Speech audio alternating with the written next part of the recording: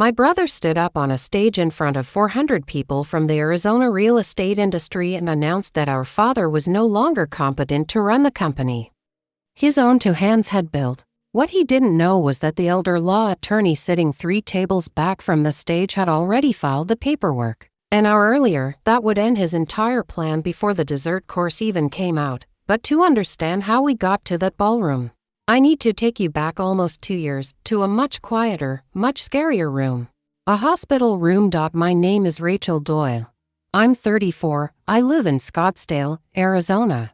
And for the last 8 years I've been the marketing director at Doyle Realty Group, the company my father, Frank Doyle, built from a single strip mall lease in 1994 into a $42 million portfolio of commercial properties across the Phoenix metro area.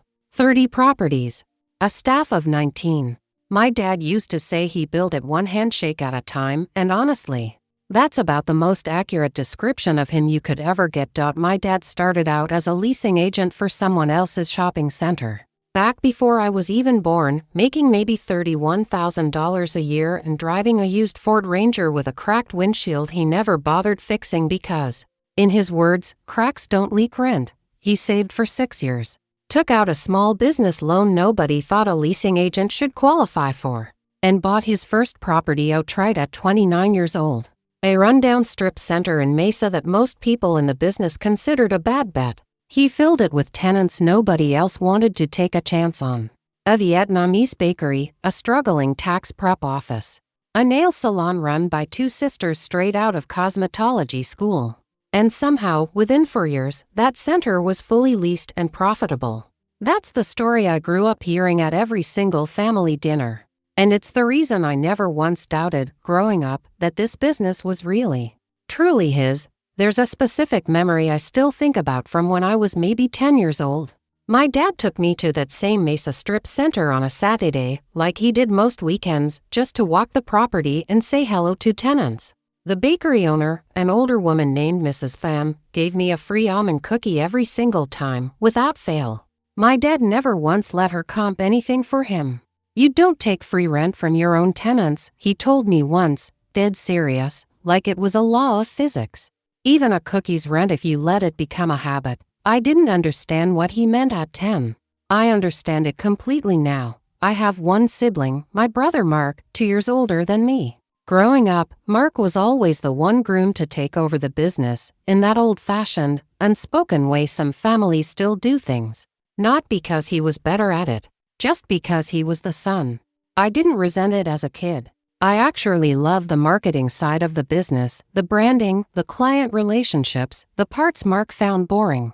It felt, for a long time, like we'd landed in the right roles by accident, and it worked. Mark married Kristen about 9 years ago. Kristen has a background in accounting, and when she joined the company as our internal bookkeeper about 6 years back, it made sense on paper. Family business, family bookkeeper, keep it simple. I liked her in the beginning. She was sharp, funny at Thanksgiving, good with numbers in a way that made my dad visibly relax every time she walked him through the quarterly reports. Then, 2 years ago, my dad had a stroke. It happened on a Wednesday morning. At his desk, the same desk he'd sat at for almost 3 decades. He survived it, thank God, and physically he recovered better than the doctors expected. But it left him with something the neurologist called mild cognitive impairment. Nothing dramatic, nothing that stopped him from recognizing us or telling the same golf stories he'd been telling since 1998. But complex paperwork got harder for him. Following a long financial conversation got harder. Some days were clearer than others, and some days, by 4 in the afternoon, he'd get tired in a way that made him agreeable to almost anything. Just to be done talking about it, the family sat down with an attorney about a month after the stroke to set up a financial and medical power of attorney just as a precaution, the way any responsible family would. And here's the first small detail I want you to hold on to, because it matters more than it seemed to at the time. The attorney asked, directly, who should hold that power of attorney. My mother had passed away 6 years earlier, so it was really between me and Mark. Mark should do it, my dad said, without much hesitation. He's got the head for the business side. I remember smiling and nodding in that meeting. Because arguing about it felt petty in a moment that was supposed to be about protecting my father, not about who got named on a legal document. I told myself it didn't matter which one of us technically held the paperwork, as long as we were making decisions together, as a family, the way we always had. I want you to remember that sentence. As long as we were making decisions together.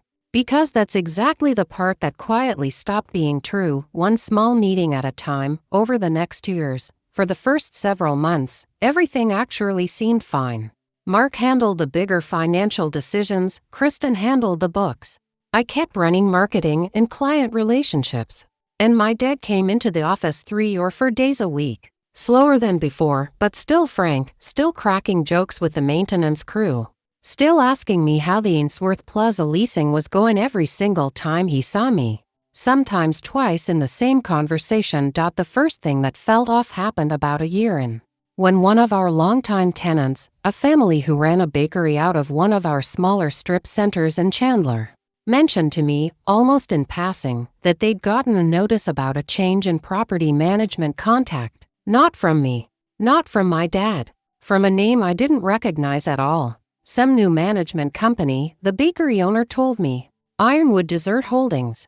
They said Doyle Realty transferred the lease administration over to them a few months back. I remember standing in that bakery, holding a free sample of a cinnamon roll I never actually ate, feeling a small, cold confusion settle into my stomach. We hadn't transferred lease administration to anyone.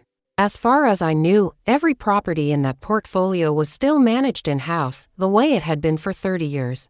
I asked Mark about it that same afternoon, casually, over coffee in the break room. Hey, did we bring on some new management company for the Chandler property? A tenant mentioned something called Ironwood Dessert Holdings. Mark didn't quite meet my eyes when he answered. Oh, that's just a consulting arrangement Kristen set up for some of the smaller properties. Frees up her time for the bigger stuff. It's not a big deal. It didn't sound like a big deal, the way he said it. But something about how quickly he answered, how smooth the sentence came out, sat wrong with me in a way I couldn't fully explain yet. I let it go. I want to be honest about that, the same way I've had to be honest with myself about every single time I let something go over those 2 years instead of pushing harder in the moment. It's so much easier, when it's your own brother, to believe the boring explanation instead of the alarming one. But that conversation in the break room turned out to be nothing compared to what I found out 4 months later. Completely by accident, while helping plan something that should have had nothing to do with any of this at all. My dad's 30th anniversary in business was coming up that fall. And I was the one, obviously, put in charge of planning the gala. 400 guests, most of them clients, vendors, and other players in the Phoenix commercial real estate scene. I was pulling together a slideshow of the company's history, which meant going back through old financial summaries to pull numbers for a then and now portfolio comparison. Slide. That's when I noticed 6 properties missing from the current asset list that had absolutely been there 18 months earlier. Not sold in any way I remembered hearing about. Just quietly gone from the spreadsheet, the way a word disappears from a sentence when you're not paying close enough attention to notice it happened. I called our property manager, a longtime employee named Diane Okafor, who had worked with my dad since almost the beginning, and asked her, as casually as I could manage, about the 6 addresses, those sold last year and earlier this year. Diane said, Kristen handled all of that. I just processed the closing paperwork on my end. I don't really see the financial details. Sold to who? I asked. Ironwood Dessert Holdings, Diane said. Same buyer for all 6, actually. I remember thinking that was a little unusual, but Mark signed off on everything, so I figured it was fine. There it was, that name again. Ironwood Dessert Holdings. The same name from the bakery owner's leasing notice 4 months earlier. I didn't say anything to Mark or Kristen that week. I told myself I needed more information before I said anything. Which was true, but it was also the same old habit kicking in. Going quiet and watchful instead of loud and confrontational, because in my family, loud never accomplished anything except making Thanksgiving awkward for a year. That weekend, while Mark and Kristen were out of town at a wedding, I went into the shared file server at the office and pulled every closing document I could find on those 6 properties. My hands were actually shaking a little, going through files that technically belonged to the family business just as much as to Mark. What I found made my stomach drop in a way I still remember perfectly. All 6 properties had sold to Ironwood Desert Holdings for prices between 15 and 22% below their appraised market value, according to the appraisal reports still sitting in our own files. Combined, based on the difference between sale price and fair market value, the company had lost somewhere around $2.1 million on paper in 18 months. On 6 quiet transactions nobody outside of Mark and Kristen had really looked at closely. I almost got caught looking. Around 6 that evening, the office alarm chirped, meaning someone had used their keycard to enter the building. I shoved the folder back into the file cabinet and pulled up a random leasing spreadsheet on my screen just as Kristen walked past the open door of the shared office. Back early from the wedding to grab something she'd forgotten, working late. She asked, poking her head in. Anniversary gala stuff, I said. You know how it is. She smiled and kept walking. I sat there another full minute, staring at a leasing spreadsheet I suddenly couldn't focus on at all. My heart slamming against my ribs. The next morning, I called an attorney. Her name was Vanessa Cho. An elder law attorney a friend from my women's networking group had used a few years back when her own mother had gone through something similar with a predatory caregiver. Vanessa had calm eyes and a very direct way of talking that I appreciated immediately. The kind of directness that makes you feel like someone finally believes you instead of trying to talk you down. Before we go any further, Vanessa said, after I laid out what I'd found, I need you to understand what this might actually be. If your brother is using a financial power of attorney to sell your father's assets below market value to a buyer connected to his wife and pocketing any part of the difference, that's not just a family disagreement. That's financial exploitation of a vulnerable adult. Arizona takes that seriously and honestly. So should you. I remember sitting very still in my car in the parking garage after that call. Both hands on the steering wheel, not driving anywhere. Exploitation. Such a clean, clinical word for something that felt, in that moment, like watching my own brother quietly take my father apart. One signature at a time. Vanessa brought in a forensic accountant within the week. A meticulous, no-nonsense woman named Pretty Sharma. I want to tell you, forensic accounting is not fast, and it is not exciting the way it looks in a movie. It's weeks of wire transfers and closing statements and phone calls that all start with I just need to confirm one more thing. But 3 weeks in, Pretty called me with something that changed the entire shape of what I thought I was dealing with. Ironwood Desert Holdings isn't a real operating company, she said. It's a shell entity, registered 2 years ago, with a man named Derek Voss listed as the managing member. And Rachel, Derek Voss is Kristen's first cousin. My stomach dropped before she even finished the sentence. There's more, Pretty said. This isn't Derek's first time doing this. 5 years ago, a family named the Osei family owned a small strip mall in Chandler, very similar situation. The patriarch, Kwame Osei, had early-stage dementia. Derek was brought in as a consulting broker by a family member managing Kwame's finances at the time. Within a year, the C's lost majority ownership of that strip mall to a holding company Derek controlled.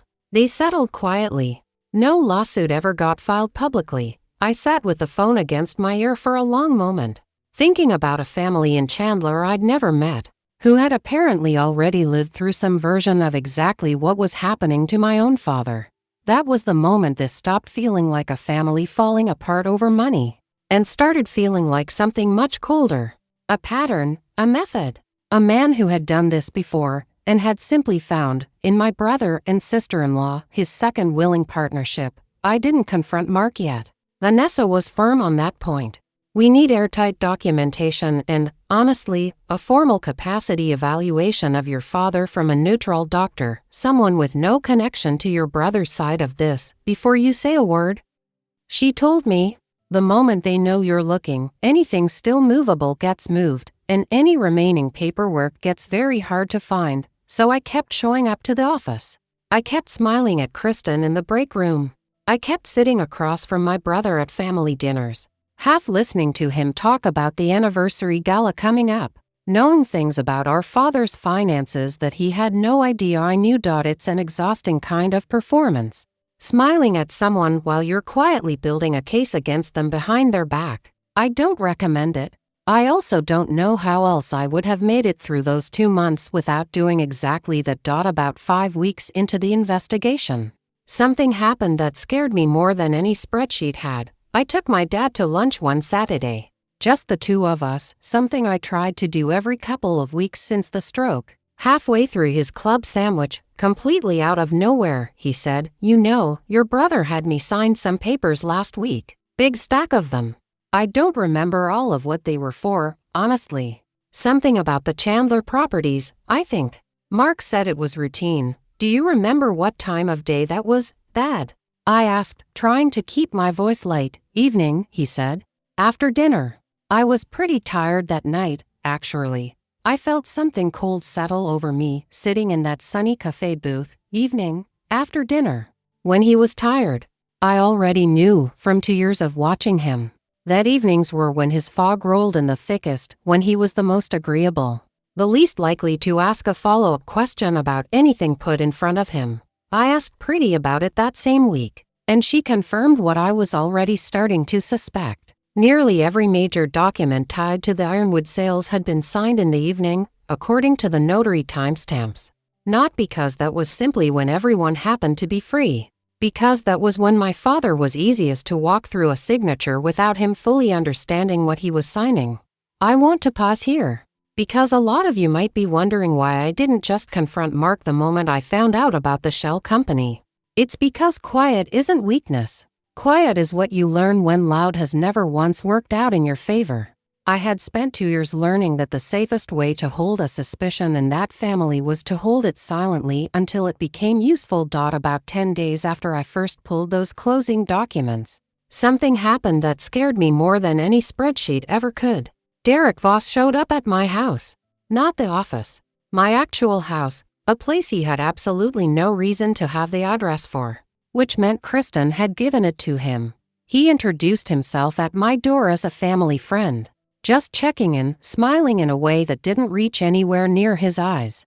He asked, almost gently, whether I'd really thought through what digging into old paperwork could do to my father's peace of mind at this stage of his recovery. Stress like that isn't good for a man who's already had one stroke, Rachel. You'd hate for something like this to push him toward a second one, just because you needed answers that weren't really yours to go looking for. It wasn't a threat, not technically.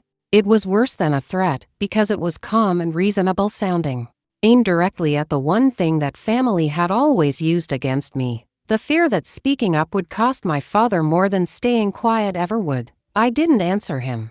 I closed the door, called Vanessa from my kitchen with my back against the counter, and told her exactly what had just happened, word for word. While it was still fresh, that's intimidation of a witness in an active elder abuse investigation. Potentially, Vanessa said, her voice sharper than I'd heard it before. Write down everything, the exact words, the time, what he was wearing, whether any neighbor saw him arrive. This helps us. It doesn't hurt us. Men like Derek only show up in person when the paperwork is finally starting to scare them. That single visit, meant to make me back off, ended up becoming one of the strongest pieces of evidence in the entire case. I want to pause here again, because I think it matters more than almost anything else in this story. About 2 weeks before the anniversary gala, I sat on my bathroom floor one night with every piece of evidence Pretty had compiled spread out around me, and I seriously considered just letting it go. Confronting Mark quietly, privately, working out some kind of family settlement. Keeping this out of any legal system at all. Because some small stubborn part of me still didn't want to be the sister who called the authorities on her own brother. My best friend Jenna found me there. Actually, after I texted her something that scared her enough to drive over at 11 at night. She sat down on the bathroom floor next to me in her pajamas and said, "Rachel, your dad spent 30 years building something for this family with his own two hands, and right now, your brother is quietly taking it apart while your father is too foggy in the evenings to even know it's happening. This isn't about keeping the peace anymore. This is about protecting your dad." I didn't call Vanessa the next morning to tell her to drop anything. I called her to ask exactly what our timeline needed to look like. Over the next 2 weeks, Vanessa filed a petition with the county for an emergency evaluation of my father's capacity, along with a formal report to Arizona Adult Protective Services outlining the pattern Pretty had documented. She also quietly petitioned the court for temporary co-guardianship of my father's financial affairs, naming me alongside him, specifically timed to be heard the same week as the anniversary gala.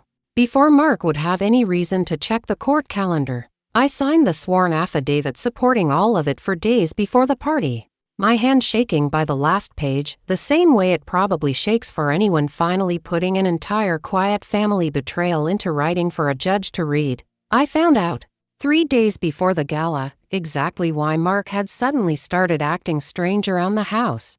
Distracted, spending long stretches on the phone with a hushed voice. Diane, our property manager, mentioned to me, almost offhand, that Mark had asked her to prepare a full asset transfer summary in case ownership structure changes soon. Ownership structure. 3 days before a party that was supposed to be a celebration of everything my father built. I understood, finally, exactly what Mark was planning to do, and where he was planning to do it. The night of the gala arrived faster than felt possible. The venue was beautiful. A restored resort ballroom out near Camelback Mountain, string lights. A slideshow I'd built myself months earlier back when I still thought this party was simply going to celebrate 30 years of my father's life work. 400 guests. Clients, vendors, half the Phoenix commercial real estate community. A few local business journalists covering the milestone. Mark took the small stage about 40 minutes into the evening, right after the dinner service cleared. He looked comfortable up there, the way he always looked in front of a crowd. He thanked everyone for coming. He talked about our father's incredible 30 years in business. And then his voice shifted into something quieter, more careful, more rehearsed. I want to say something difficult tonight, he said, because I love my dad. And because this company means everything to our whole family. I felt every hair on my arms stand up. Standing near the back of the room next to Vanessa. Some of you have known my father for decades, Mark continued. You know how sharp he's always been. What some of you may not know is that his health has quietly declined over the last 2 years. More than we've let on publicly, out of respect for his privacy. The room had gone very still. 399 faces slowly turning toward my father, who sat at the head table, smiling politely, not entirely following where this was going. After consulting with our family and with legal counsel, Mark said, holding up a folded document, I've made the difficult decision to formally step into full ownership and operational control of Doyle Realty Group, effective tonight, to protect both the business and my father, while he enjoys the retirement he's earned. For seconds. Standing there in a room full of people who had trusted my father's handshake for 30 years, I felt something cold and doubting flicker through me. Had I moved too slow? Was I about to watch my brother finish this in front of everyone before Vanessa's filing even mattered? Then I remembered what was sitting in Vanessa's briefcase 3 tables back, and the doubt evaporated as fast as it had come. I walked to the small stage. Mark's face shifted, surprised, the way I think he expected me to just stand frozen in the crowd instead. Can I say something too? I asked, taking the microphone gently before he could answer. The room went completely silent. My dad built this company one handshake at a time for 30 years, I said. Tonight, my brother just told 400 of his clients and closest business relationships that our father is too impaired to run it anymore.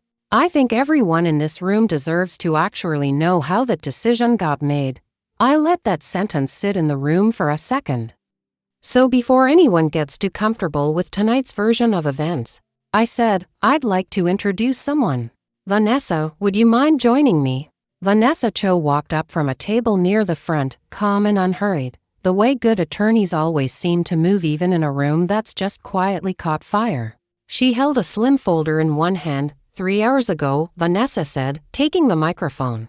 A Maricopa County judge granted an emergency order for temporary co-guardianship of Frank Doyle's financial affairs, naming his daughter Rachel as co-guardian, in response to sworn evidence of financial exploitation totaling over $2.1 million, funneled through an entity called Ironwood Desert Holdings. Kristen, sitting near the front table, went the color of the tablecloth. That entity, Vanessa continued, is controlled by Derek Voss, who I understand may be here with us tonight, and who ran a nearly identical scheme 5 years ago against another Phoenix area family, the C's of Chandler, whose patriarch also suffered from cognitive decline at the time his family's strip mall quietly changed hands. Someone near the back of the room actually gasped audibly. I found out later it was a commercial broker who had handled leasing for the C's years earlier and recognized the name the second it was said out loud. Mark's face had gone completely still. Not angry yet. Just still, the way people look right before the actual weight of something finally lands on them. Every document tied to these sales, I said, taking the microphone back, was signed by my father in the evening, when his cognitive fog is documented to be at its worst. Adult Protective Services has already received a full report. My father isn't the one who needs to be removed from this company tonight. Mark finally spoke, quiet, almost pleading, in a voice I don't think he meant 400 people to hear as clearly as they did. Rachel, don't do this here. You did this here, I said. I'm just finishing it. My father, sitting at the head table this entire time, slowly stood up. The room, somehow, got even quieter. Mark, he said, and his voice, foggy or not some days, was completely clear in that moment. Is this true? Did you sell the Chandler properties to Kristen's cousin, below what they were worth, and get me to sign for it after dinner, when you know I wouldn't ask the right questions? Mark didn't answer. That silence, in front of 400 people, was its own kind of answer, the loudest one of the whole night. Two officers from the County Adult Protective Services unit, whom Vanessa had arranged to be present discreetly given the sensitivity of the evening, came in through the side entrance about 90 seconds later, not to arrest anyone that night. That would come weeks later once the criminal referral moved through the county attorney's office, but to formally document the guardianship order and begin an on-the-record interview with my father the following morning, in full view of a room that had, until about 6 minutes earlier, believed they were simply attending a retirement announcement. Derek Voss tried to slip out through the kitchen.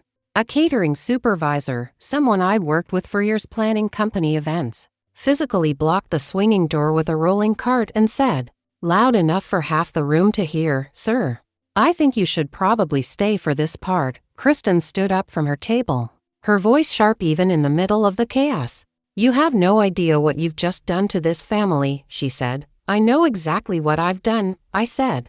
"I've spent 7 weeks building the same quiet case you and Mark spent 2 years building against my own father. I just happened to be telling the truth. The rest of that night is honestly a blur of attorneys, quiet phone calls in a side hallway, and a surprising number of guests who came up to hug my father and me before they left, several of whom told me later that they'd noticed Mark getting strangely controlling over the last year and hadn't known what to say, because it never felt like their place to interfere in someone else's family business. I want to tell you what happened in the months after that gala, because I think the ending matters just as much as that one dramatic night did. Mark was formally investigated by the county attorney's office for financial exploitation of a vulnerable adult. Given the strength of Preeti's forensic accounting and the evening signature pattern Vanessa had documented so thoroughly, he ultimately accepted a plea agreement, avoided prison, but pleaded guilty to a reduced charge, was ordered to pay restitution toward a significant portion of the $2.1 million lost, and is now permanently barred from serving in any fiduciary or power of attorney role in the state of Arizona. Derek Voss's case became considerably more complicated once the Osei family in Chandler saw local news coverage of the Doyle Realty story, and came forward publicly for the first time in 5 years. Their original settlement had included a confidentiality clause, but a new criminal referral doesn't care much about old paperwork, and Maricopa County prosecutors reopened the case within weeks. Derek is currently facing charges connected to both families now instead of just one. And I think about the Osei family sometimes. Two sets of strangers who lived through some version of exactly the same nightmare, years apart, until one of us finally had enough evidence to make it stop for good. About 3 months after the gala, I got a phone call I never expected. A woman named Abina Osei, Quame's daughter, asked if she could take me to coffee. We met at a little shop near her family's remaining property in Chandler, both of us a little nervous. Like two people meeting after surviving the same accident years apart. I saw the news coverage of your father, she told me, turning her cup slowly on the table, the exact way I remembered turning my own cup at my kitchen counter months earlier. I almost didn't come today. My family signed papers years ago agreeing never to talk about what happened publicly. But watching your case reopen everything made me realize nobody ever really protected us the way your lawyer protected your dad. I asked her what had happened to her father in the years since. She told me Quaim had passed away 18 months earlier, his dementia having progressed significantly, and that he'd never gotten a real apology from anyone involved in the sale of his strip mall. He used to say the worst part wasn't losing the property, she said. It was that nobody believed us fast enough for it to matter while he could still understand what was happening to him. I didn't have a perfect answer for her. I just told her that because of what happened to my own father, Derek's case in Maricopa County finally had teeth this time, real teeth. The kind that don't quietly disappear behind a settlement agreement. She cried a little in that coffee shop, and so did I. And for the first time since this whole nightmare started, it felt like something good had actually come out of it for someone other than my own family. Kristen was never criminally charged directly, since the transfers technically ran through Mark's power of attorney rather than her own name. But she lost her position at the company immediately, and lost something else too. The trust of nearly every person in that Phoenix real estate community who had known our family for decades. Word travels fast in a market that small. The temporary co-guardianship became permanent about 4 months later. After a full court-ordered capacity evaluation confirmed what we already knew. My father is still entirely capable of living his life and making his own day-to-day decisions, but genuinely benefits from a trusted second signature on anything major, particularly anything presented to him later in the day. I'm that second signature now. We review everything together. Every single time, usually over breakfast. When he's sharpest, I became CEO of Doyle Realty Group 6 months after the gala. A title I never actually wanted growing up. Back when I was perfectly happy running marketing and staying out of the ownership fights entirely. But my dad handed me the role himself, in his own clear, deliberate morning voice, and told me, "You're the one who actually protected this place. That matters more to me than who was supposed to get it." We recovered 2 of the 6 Chandler properties through a court-ordered unwind of the fraudulent sales. The other 4 had already been resold to third parties with no knowledge of how they'd originally changed hands. And there was nothing the courts could unwind on those without hurting innocent new owners, so we let those go. I still drive past one of them sometimes. My dad used to take me there on Saturdays when I was a kid, buy me a soda from the vending machine while he checked in on tenants. I hope whoever owns it now takes care of it the way he did. Mark and I don't talk much these days. 6 months after the gala, he asked if we could meet, just the 2 of us, at a diner off Shea Boulevard, neutral ground neither of us had ever eaten at as a family before. He looked older than I remembered, tired in a way that had nothing to do with sleep. I told myself I was protecting the company, he finally said, turning his coffee cup in slow circles. That dad was going to lose it all eventually anyway, and at least this way it stayed in the family. I actually believed that story for a while. I'm not sure exactly when I stopped believing it and just kept going anyway. I asked him why he never just talked to me directly. Back when this all started, because I already knew what you'd say, he said. And I didn't want to hear it. I don't know if Mark and I will ever be close again the way we were as kids. Some doors, once they're shut, don't reopen all the way, no matter how much time passes. But I believe he's telling me the truth now, for whatever that's worth at this point. My dad is doing well. He still comes into the office 3 days a week. He still asks me about the Ainsworth Plaza leasing, sometimes twice in the same conversation. And I answer him just as patiently the second time as I did the first. Because that patience is the whole reason any of this ever got fixed at all. If there's anything I've learned from all of this, it's that people who are quietly taking advantage of someone rarely announce it loudly. They do it one small evening signature at a time, dressed up as convenience, until the person they're protecting stops noticing what's actually being taken from them. I've also learned that watching quietly isn't the same thing as doing nothing. I spent 7 weeks saying almost nothing while I built the exact case that ended up saving my father's company and, more importantly, his dignity. Sometimes the most protective thing you can do is stay calm and collect the truth before you ever raise your voice. And I've learned that family loyalty means something different than family silence. Loving someone doesn't mean staying quiet while they're quietly hurt by someone else, even when the person doing the hurting is also someone you love. If any part of this sounded familiar to you, if you've ever watched someone you love get quietly taken advantage of and wondered whether it was really your place to say something, I want you to know it was always your place. Tell me in the comments if you've ever had to protect a parent or a family member the way I had to protect mine. I read every single one of them. And if this is the kind of story you needed tonight, go ahead and subscribe, because there's a lot more where this came from. Thanks for watching. Please like the video and subscribe to the channel.